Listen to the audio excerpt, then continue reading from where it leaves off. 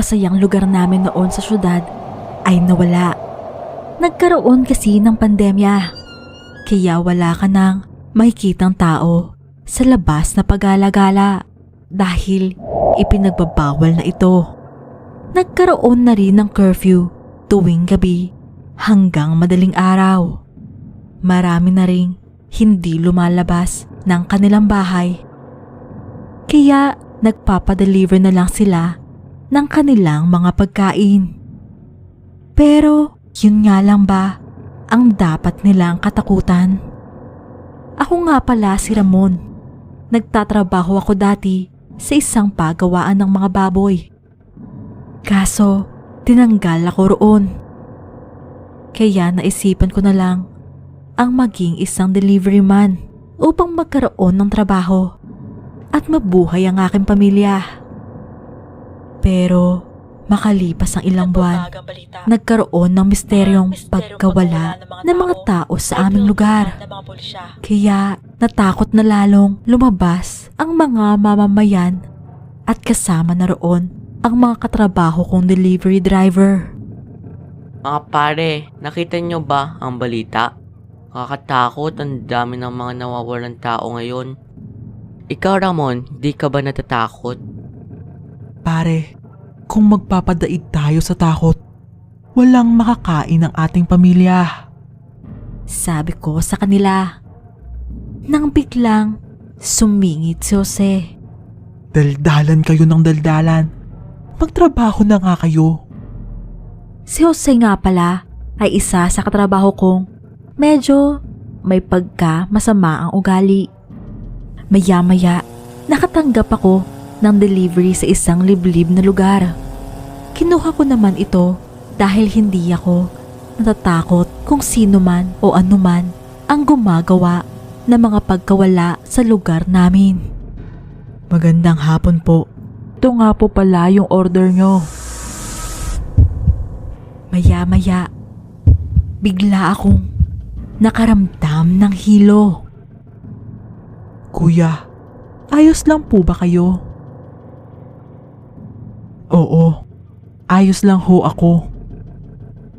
Pagkatapos kong mahatid ang pagkain ay agad-agad na akong umalis. Si paring Ramon yun ah. Dahil unti-unti na akong nakakaramdam ng gutom.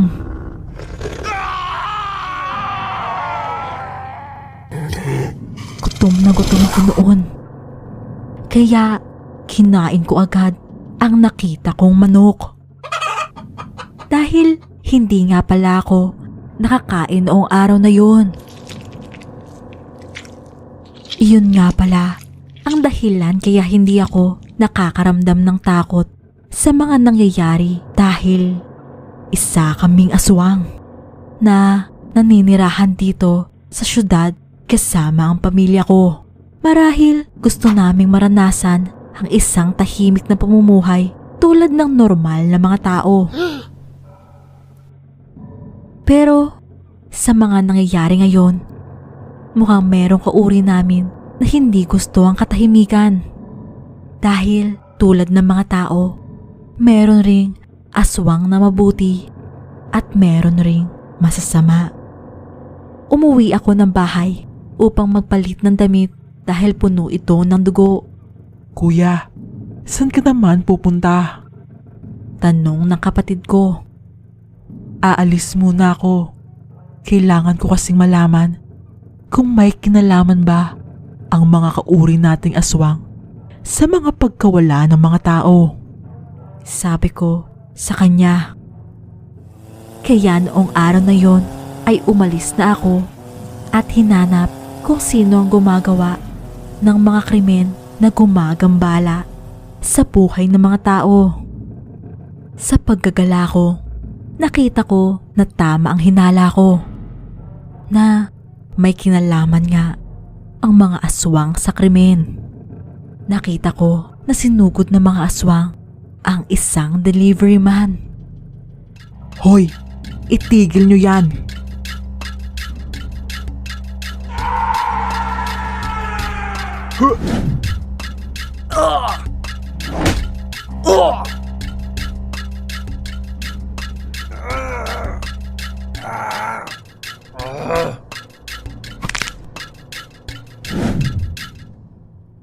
Sinubukan ko silang pigilan.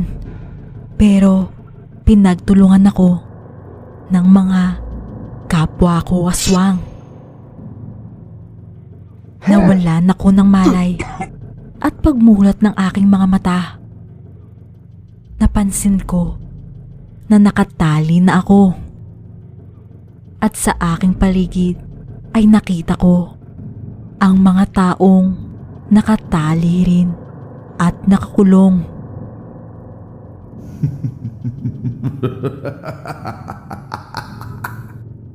Gising ka na pala, pakilamero. Ikaw?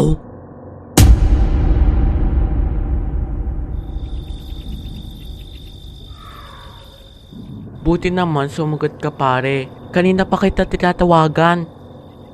Alam ko na kung ano ang dahilan ng mga pagkawala ng tao dito sa lugar namin. Paring Manny, maghinay-hinay ka nga. Paano mo naman nasabi na isang aswang ang may dahilan ng mga pagkawala sa lugar nyo? Dahil nakita ko si paring Ramon na kumain ng hilaw na manok at naging aswang siya. Pumunta ka na dito. Kailangan namin ng tulong mo, Andres. Sige, pupuntahan na kita dyan. Kailangan ko lang ayusin ang mga kagamitan ko. Sino yun, Apo? Si Manny Pola. Nagpapatulong sa akin dahil mukhang may kinalaman raw ang mga aswang sa pagkawala ng tao sa kanilang lugar. Sige, Apo. Mag-iingat ka sa paglalakbay mo.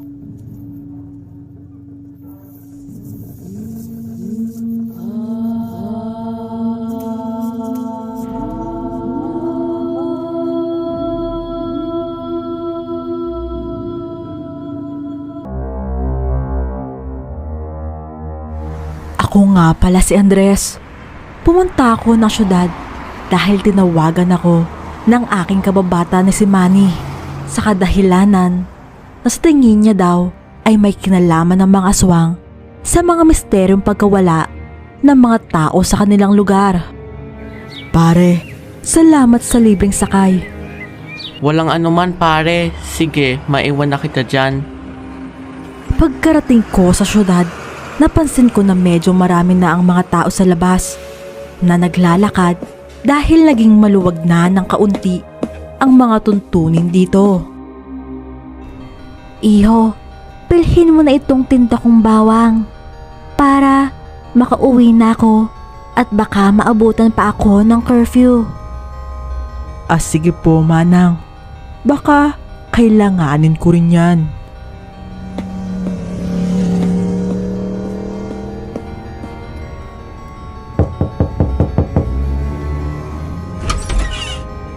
Paring Andres, kamusta? Mabuti nakarating ka agad. Pagkatapos naming makapagkamustahan, agad kong tinanong kay Manny ang pinunta ko doon. Paring Manny, bakit mo nga pala naisip na may kinalaman ng mga aswang sa nangyayari dito sa lugar nyo? Tanong ko sa kanya. Ikinuwento sa akin ni Manny kung ano ang nasaksihan niya noong gabing yon. Gaya nga ng kinuwento niya sa telepono, nakita niyang nag-ibang anyo si Ramon at kumain ng buhay na manok. Kaya naisip ko na dapat kausapin namin si Ramon para makumpirma ang nangyari. Dapat siguro kausapin natin si Ramon para malaman natin kung siya ba talaga ang aswang. Yun nga ang problema, Andres. Hindi pumasok si Ramon kanina. At isa sa katrabaho ko ang nakakita na motor ni Ramon na abandonado sa gilid ng kalsada. Dahil wala si Ramon, nag-isip kami ni Manny kung ano ang dapat gawin. Sakit na ng ulo ko. Dapat siguro ay mag-investigate na lang tayo. Naisip kong iyon nga ang dapat gawin. Kaya ipinagpabukas na lang namin ang pag-iimbestiga. Kinabukasan, nagpunta kami ni Manny sa kanyang pinagtatrabahuhan upang kausapin ang katrabaho nito na nakakita ng motor ni Ramon. Kaibigan nga pala ako ni Manny. Pwede ba naming malaman kung saan mo nakita ang motorsiklo ni Ramon? Ang nangyari kasi ay... pwede bang pakialis muna yan sa mukha ko? Pasensya na. Nakita ko yung motor ni Ramon sa isang lugar malapit sa dinideliveran ko sa Takip Silim Street. Dapat siguro ipaalam na natin ito sa otoridad. Nai-report ko na yun kanina. Pumunta kasi dito yung kapatid ni Ramon at tinatanong kung nakita namin ito. Kaya sinamahan ko na lang siya sa stasyon ng mga pulis. Kaso, ang sabi lang ng mga pulis sa amin ay maghintay na lang daw sa bahay at baka umuwi rin ito. Nagtataka kami noon kung bakit hindi man lang nag-imbestiga ang mga pulis. Kaya pagkatapos namin kausapin ang katrabaho ni Manny ay agad namin pinuntahan ang lugar na sinasabi nito. Pagkarating namin sa lugar, napansin ko na parang may sumusunod sa amin. Mukhang may sumusunod sa atin, Manny. Maghanda ka. Sinong nandyan? Lumabas ka na. Ikaw yung kapatid ni Ramon, diba? Bakit ka nandito? Kasabwat ka ba ng kuya mo? Anong ibig mong sabihin? Huwag ka na magpanggap. Alam namin, isa kayong aswang at kayo ang kumuha sa mga tao. Aswang! Pare, saglit lang. Sa tingin ko, kailangan muna natin siyang pagpaliwanagin. Una, Julius ang pangalan ko, hindi aswang. Pangalawa, wala kaming kinalaman ng kuya ko sa pagkawala ng mga tao. Dahil sa tingin ko, nadukot rin siya ng mga aswang. Paano mo naman nasabi na nadukot rin ang kuya mo? Bago siya mawala, sinabi niya na mukhang may kinalaman na raw ang mga kapwa namin aswang sa pagkawala ng mga tao, kaya hahanapin niya raw ito.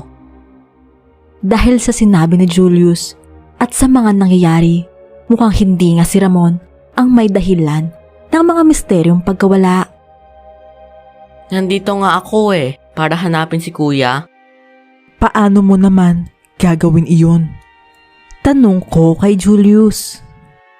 Hindi ko alam. Nakaisip ako ng paraan kung paano magkakaroon ng sagot ang aming mga katanungan. Kaya pinasunod ko na lang sila sa akin. Bakit gumagalaw ang dahon ng punong iyon? Wala namang hangin. Lumapit ako sa isang malaking puno ng akasya. Pagbati, kaibigan. Sabi ko sa isang kapre. Pagbati rin sa'yo. Bakit naparito ka, kaibigan? Gusto ko lang itanong kung may nakita ka bang kakaiba na ginagawa ng mga aswang dahil may mga tao kasing nawawala at tingin namin ay meron silang kinalaman roon. Maaari mo ba kaming tulungan?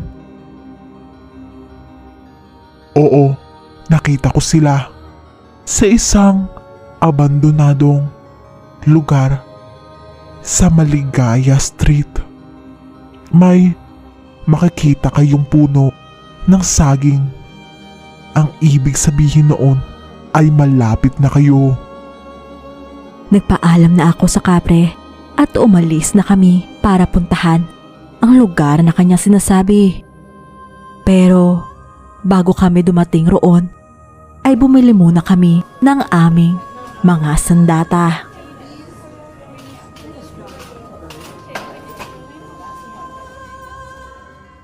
Sa kabilang banda,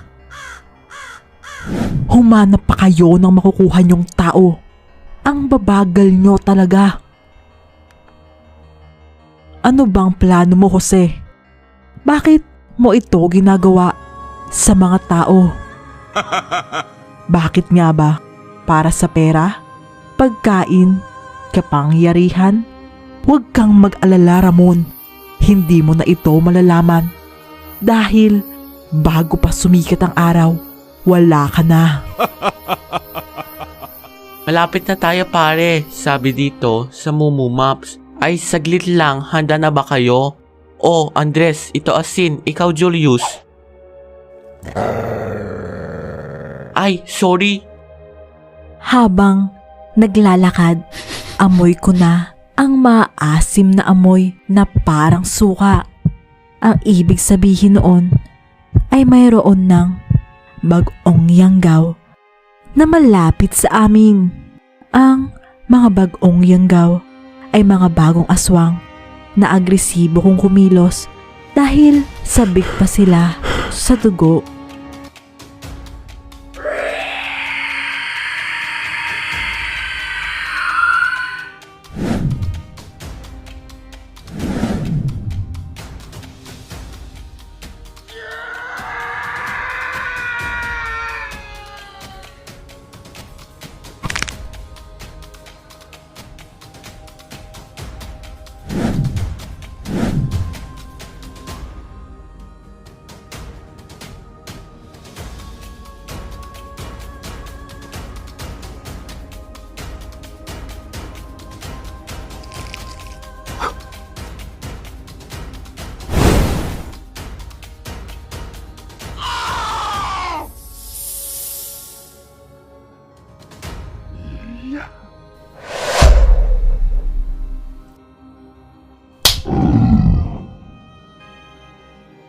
Ano yun? May mga kalaban. Maghanda ang lahat. O ano, Jose? Sino kaya sa atin ang hindi na makakaabot ng umaga? Andres, Julius, tulungan niyo muna ang mga tao. Pagpasok ko sa loob ng abandonadong factory, nakita ko ang dalawang lalaking naglalaban. Pero ang problema, sino ba sa kanila si Ramon? Kaya naisipan ko na lang siyang tawagin. Ramon!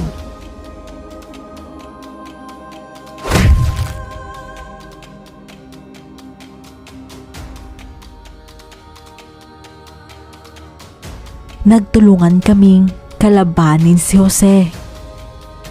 Sino ka? Pasensya na, Ramon. Nasuntok ka tuloy. Kasama pala ako ni Julius. Nandito kami para tulungan ka. Huwag kayong magkwentuhan lang dyan. Galit na sabi ni Jose.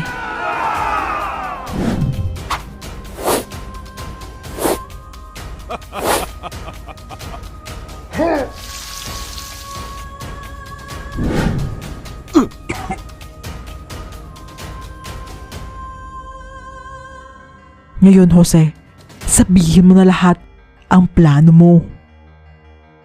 Paano kung ayoko? Ito na lang ang tandaan nyo. Hindi nyo sila matatalo. Mga talunan. Mananaig ang kadiliman at hindi nyo ito mapipigilan. Paalam na, Jose. Pero hindi mawala sa isip ko ang mga binitawang salita ni Jose. Saglit, bago tayo umalis, kailangan muna kumain ni Kuya Ramon para hindi siya magbagong anyo at mawala sa sarili. Ibig kong sabihin, yung binili nating karne.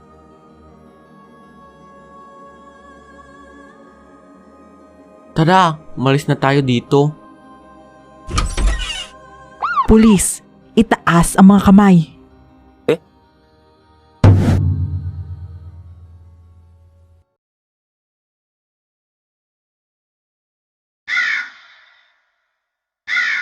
Nasa stasyon kami ng pulis ngayon.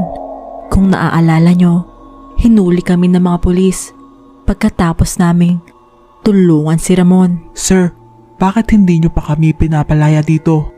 Hindi nyo kami pwedeng hulihin nang wala namang ebidensya na may kasalanan kami sa nangyari. Manahimik ka. Diyan lang kayo sa loob hanggat wala pang sinasabing pakawalan kayo. Pero bawal niyo ho kami hulihin, di ba? Sagot namin sa isang pulis.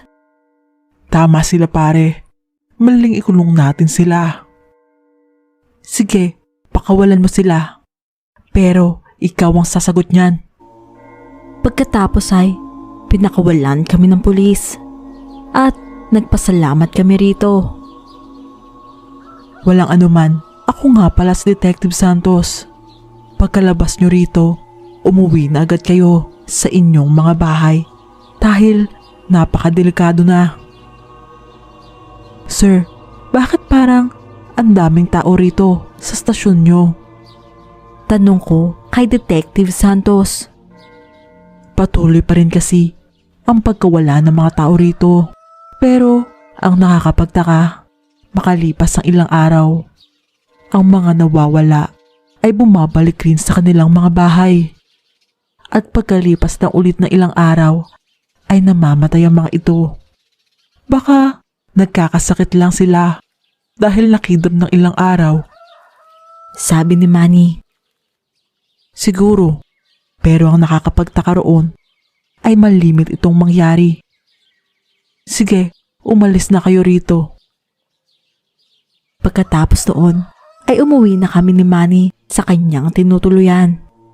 At si Ramon at Julius naman ay umuwi na rin sa kanilang bahay.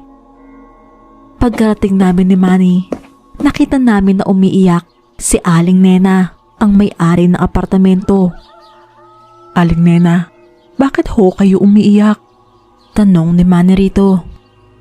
2 araw na kasing hindi umuuwi ang aking anak. Nag-aalala na ako sa kanya. Ikinuwento nito na kasama raw ng anak niya ang 2 nitong kaibigan. Ang isa raw ay nasa ospital at ang anak niya at isa nitong kaibigan ay hindi pa rin nakakauwi. Dahil sa mga nakakatakot na pangyayari, naisip ko ang mga sinabi ni Jose. Hindi nyo sila matatalo, mananaig ang kadiliman at hindi nyo ito mapipigilan.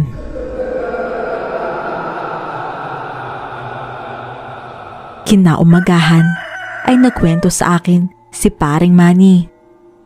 Nakita niya raw na nakauwi na ang anak ni Aling Nena na si Kokoy sa kanilang bahay. Kaso pagkalipas ng ilang araw, napansin ko na may kakaiba sa kilos ng anak ni Aling Nena.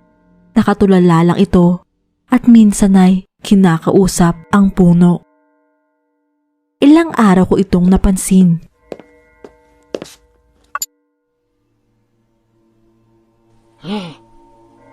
Hanggang sa isang araw, nabalitaan namin na nasa ospital na raw ito at nanghihina. Manny, sa tingin ko hindi iyon ang anak ni Aling Nena. Sabi ko kay Manny. Paano mo naman nasabi, Andres? Ikinuwento ko kay Manny ang nakita ko at mga suspetsa ko sa anak ni Aling Nena. Kaya naisipan namin itong puntahan sa ospital upang malaman kung sino ang nagpapanggap na anak ni Aling Nena. Bago pa ito manghina, gaya ng sabi ni Detective Santos. Ito na yata yung kwarto.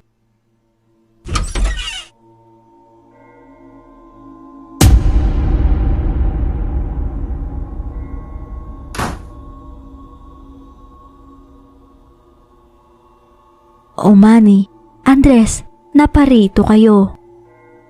Aling Nena, dadalawin lang po sana namin ang anak nyo. Ito po pala, may dala kaming prutas. Salamat mga iho. Nandun nga pala yung anak ko sa kabilang kwarto. Bago kami pumasok ng kwarto, ikinuwento sa amin ni Aling Nena na bigla raw nang hina ang katawan ng kanyang anak. Pati raw ang isa nitong kaibigan na kasama niya noong nawala sila. Maya-maya, ibinilin sa amin ni Aling Nena ang kanyang anak. Pagpasok namin sa kwarto ni Kokoy, nakita namin na nanghihina na ito. Manny, kailangan nating malaman ang katotohanan.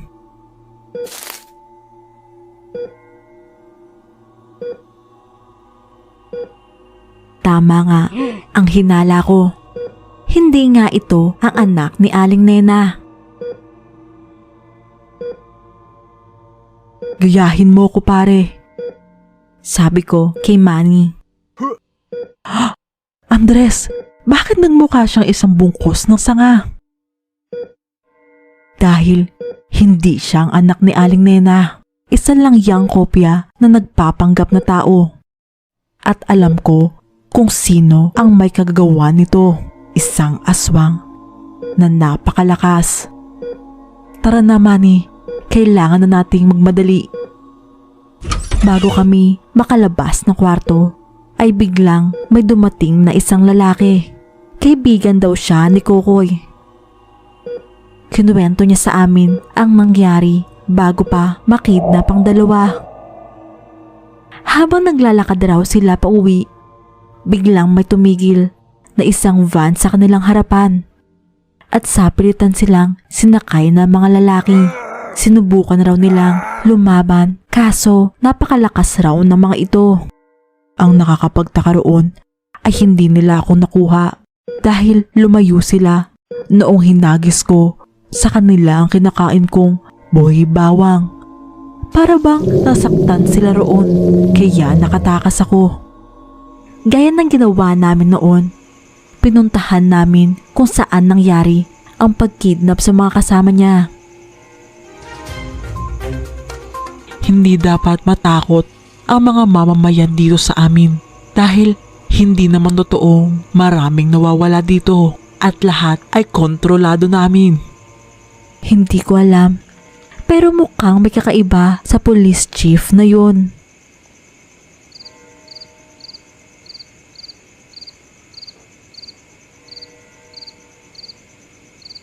Habang naglalakad, nakita namin si Ramon na galing sa kanyang trabaho. Ikinuwento namin sa kanya ang nalaman namin. Kung malakas talaga ang aswang na kalaban nyo, hindi nyo yung kakayaning dalawa. Sabi nito sa amin ni Manny. Maya-maya, may narinig kami.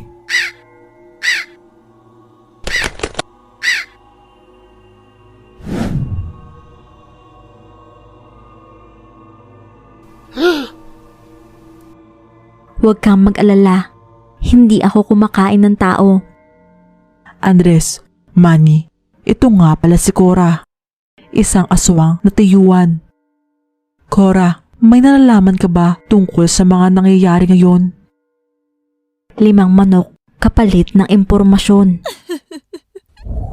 Habang namamasyal ako tuwing gabi, nakikita ko ang ibang aswang na nangunguha ng tao upang gawin itong mga aswang rin. Ang iba naman ay kinakain nila at ang iba ay ikinukulong. Meron ba silang sinusunod? Oo.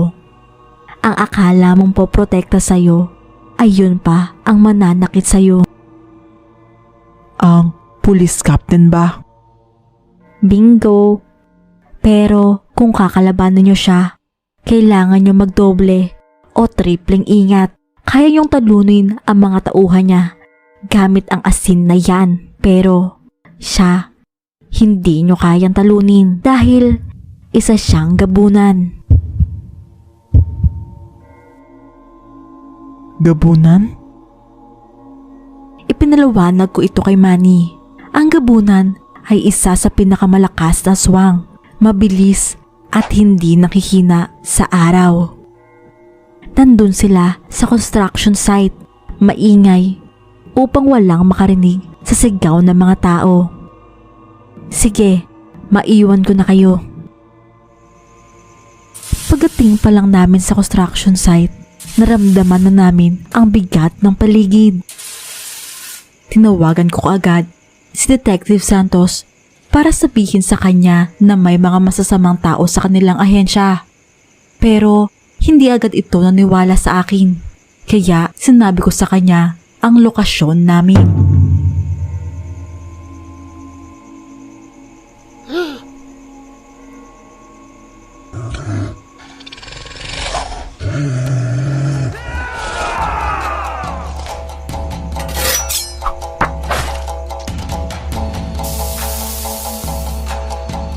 Nilabanan namin lahat ng aswang at pati na rin ang ibang taong kakampi nito.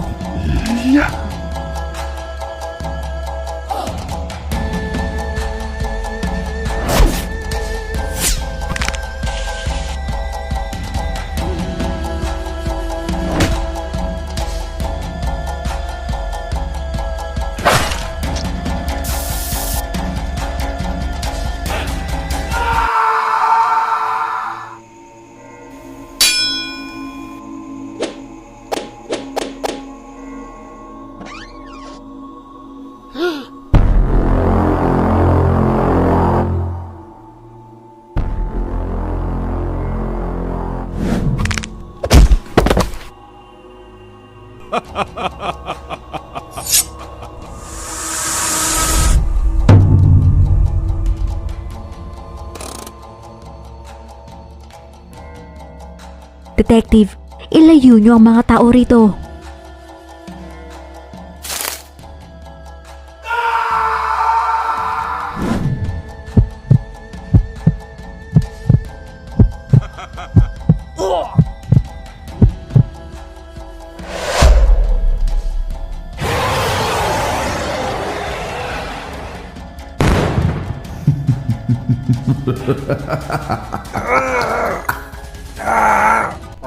Ayos na sana ang plano kong sakupin ang lugar na ito. Gagawing aswang ang lahat ng tao. Kaso, dumating kayo. Hoy!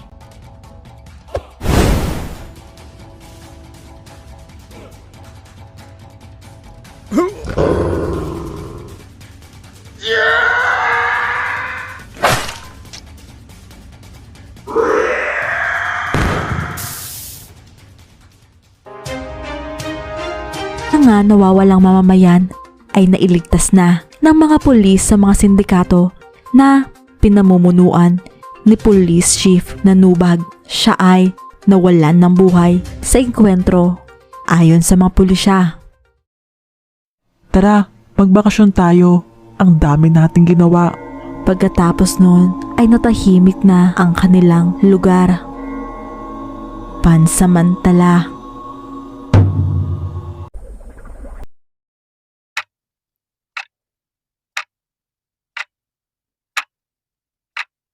Pagkatapos ng mga nangyari sa bayan nila Manny at sa pagtalo namin sa kasamaan ni Chief Nanubag, naisipan naming magbakasyon para makapagpahinga. Kasama ko si Manny, Ramon at ang kapatid niyang si Julius.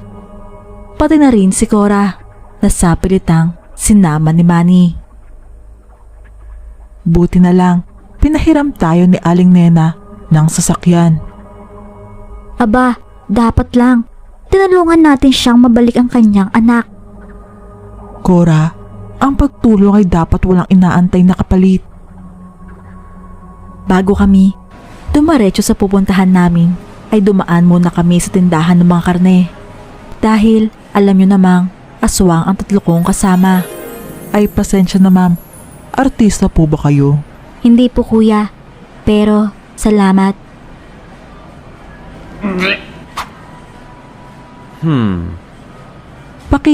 Sabay na nga rin ito, Cora. Pagkarating namin sa lugar, nakita namin na sobrang ganda nito.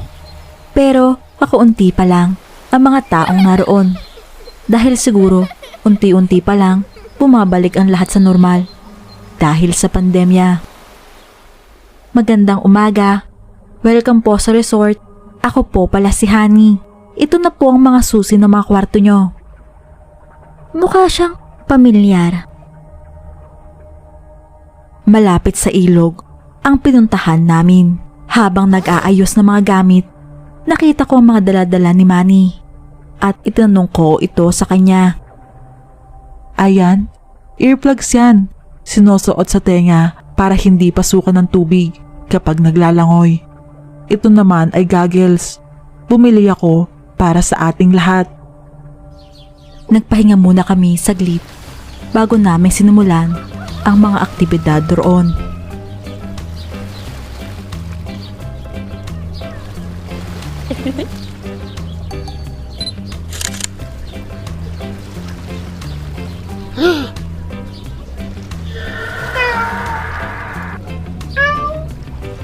Tara Andres, team tayo. Tara, unahan tayo. Sige. Habang nagsasagwan, may napansin akong parang anino sa tubig. Hoy Andres, ayos ka lang ba?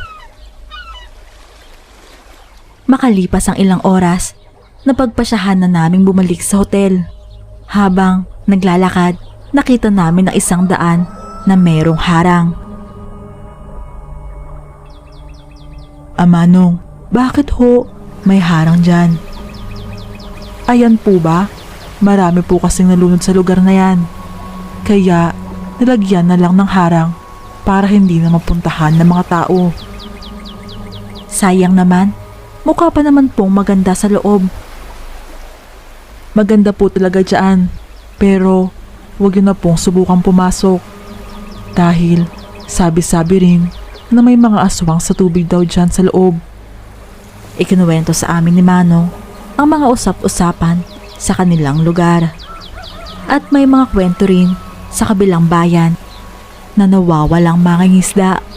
May mga kwento pa nga ho na may nagpapanggap raw na lalaking nalulunod. At kapag sinubukan na nila itong tulungan, ito ay aatakihin sila at dadalhin sila sa ilalim ng tubig. Medyo napaisip ako sa sinabi ni Manong. Anong klaseng aswang kaya ang tinutukoy niya? Narinig kong bumulong si Cora. Mga kataw. Maaari ngang kataw yun, sirena o iba pang nilalang sa dagat. Dahil hindi natin alam kung ano ang mga naroon. Nang biglang nagsalita si Julius. Ayos lang po yun, Manong. Isa naman kaming Astronaut. Pangarap niya kasing maging astronaut. Pag-alis ni Manong, nakita ko ang ibang turista na tumitingin rin sa lugar na yon.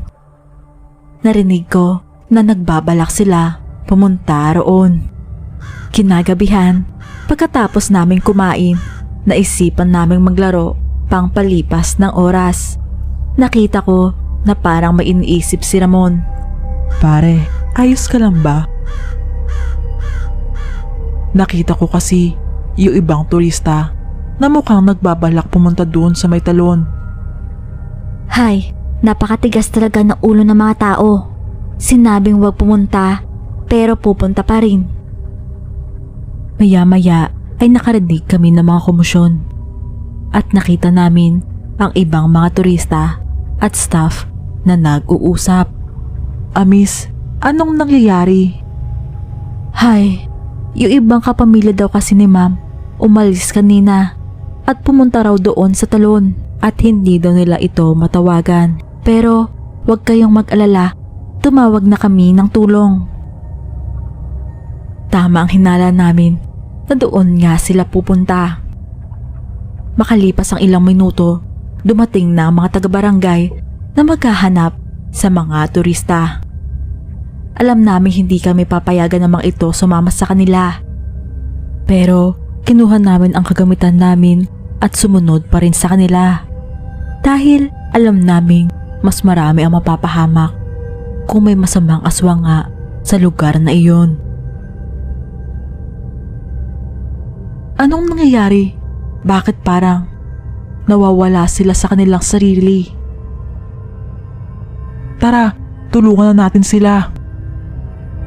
Sinubukan naming hilahin ng mga tanod, pero unti-unti kong naririnig ang isang magandang boses na kumakanta.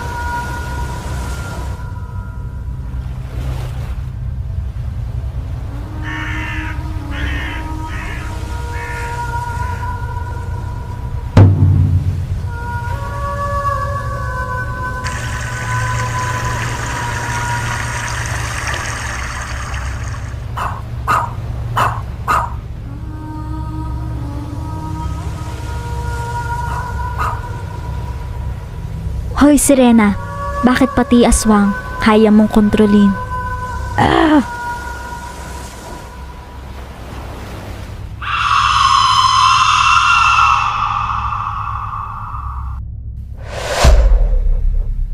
Nagising ako at nakita ko si Cora.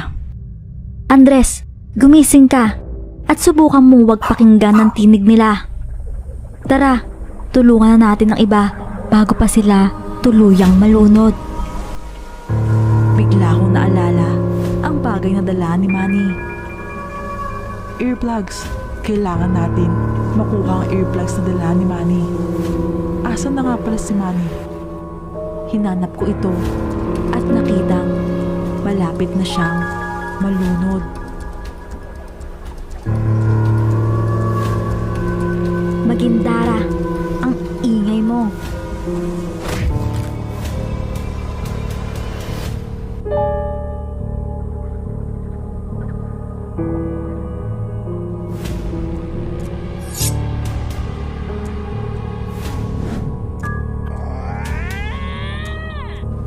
Habang pinagtutulungan namin ilayo ang mga tao at kalabanin ng mga sirena, napansin ko na nawawala rin si Julius at nakita ko na hinahanap rin ito ni Ramon.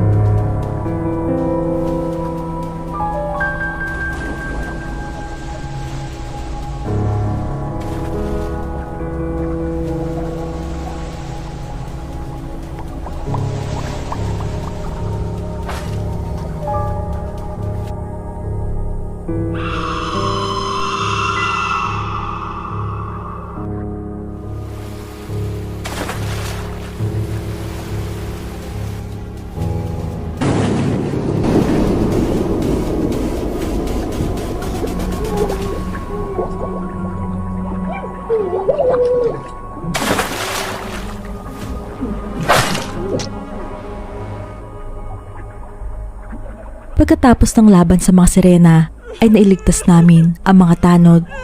Pero sa kasamaang palad, isa sa mga turista ang nasawi.